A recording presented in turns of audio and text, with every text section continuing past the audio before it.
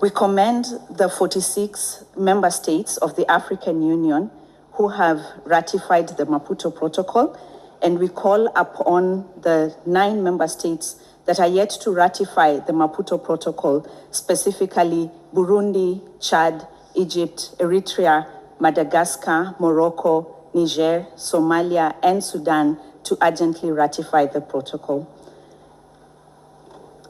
We call upon the strengthening of the implementation of the Maputo Protocol through the withdrawal of reservations on some provisions of the Maputo Protocol. We acknowledge that across Africa, the Maputo Protocol has shaped constitutional reforms, strengthened national legislation on gender equality, and informed progressive laws and policies addressing gender-based violence, harmful cultural practices, advancing sexual and reproductive health and rights, women's political participation, and economic empowerment. However, as I mentioned, 9 AU member states are yet to ratify. An additional 9 member states have entered reservations on some provisions of the Maputo Protocol. These are Algeria, Cameroon, Ethiopia, Kenya, Mauritius, Namibia, Sahrawi Arab Democratic Republic, South Africa, and Uganda.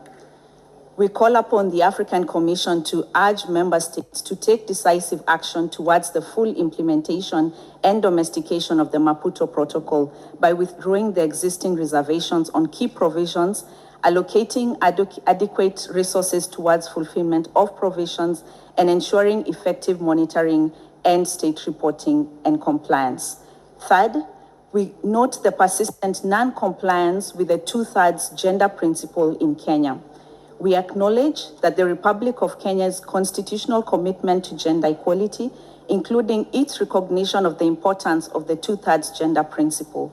However, respectfully, we draw attention of the persistent non-compliance by the Republic of Kenya to implement its constitutional requirement, which mandates that no more than 2/3 of members of elective or appointive bodies shall be of the same gender.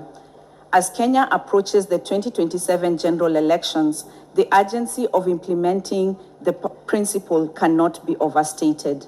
We therefore urge the Commission to call upon the government of Kenya to take immediate steps to enact necessary legal framework to give full effect to the 2/3 gender principle as per their obligations under the African Charter and the Maputo Protocol. Fourth, Nigeria's compliance with the Maputo Protocol on women and girls' rights. We note with concern that despite Nigeria's commitments under the Maputo Protocol and other instruments, women and girls continue to face widespread rights violations.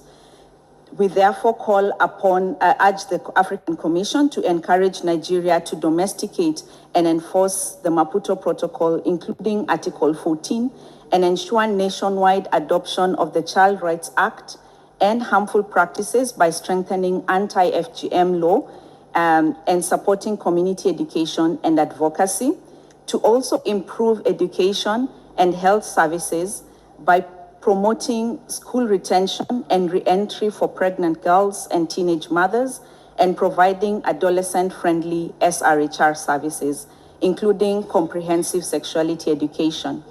And further, to support civil society engagement by backing organizations that raise awareness and monitor implementation of the protocol.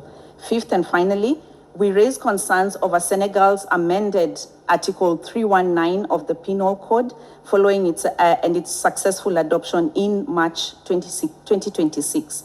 The revised provision introduces a definition of acts criminalized and introduces new offenses criminalizing the glorification of unnatural acts.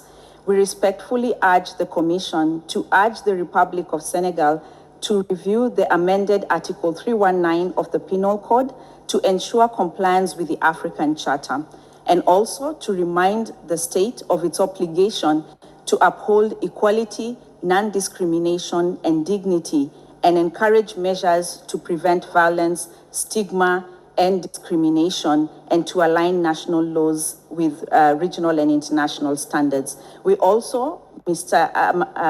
Chairperson, would like to raise the concerns about ending conflict-related sexual violence against women and girls in Africa.